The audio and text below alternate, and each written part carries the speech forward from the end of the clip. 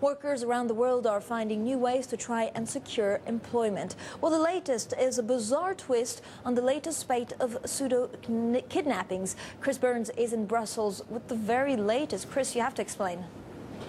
Well, Francine, this is the latest boss snapping happening just a few days ago.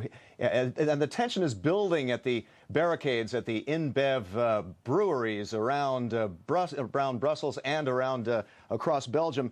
This is a week after this latest boss snapping happened at a brewery that I went to just yesterday. Have a look.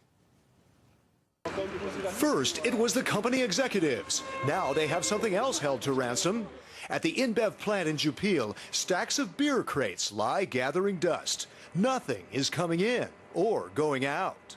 Only the people can go in or out. So you're still making beer, so this means that you're actually taking the beer hostage, or is that a fair way to put it?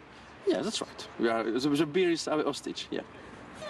The brewer wants to cut 10% of its Belgian workforce, but it didn't count on its employees' reaction. Last week, workers held managers at this plant captive in an act of boss snapping. And while they were eventually released after 11 hours, the protests are continuing and may escalate. If they break the blockade, it will be strike in the whole country, in Belgium. And that would be how many workers? About 3,000. A week into the blockade, neither side seems willing to back down. The company says the job cuts are inevitable in the face of falling beer consumption. And so you do not rule out the possibility that you could use force to open up that blockade? We have a legal possibility to do it. We don't want to do it now. Thursday will bring the two parties together to attempt to overcome the standoff. After that, all bets are off. Company officials say they could crack down and try to break this blockade later this week, but workers here say that would only fan the flames of protest. Chris Burns, Bloomberg News, Leuven, Belgium. Chris, you were just saying there that this is not the only or the latest boss snapping, is it?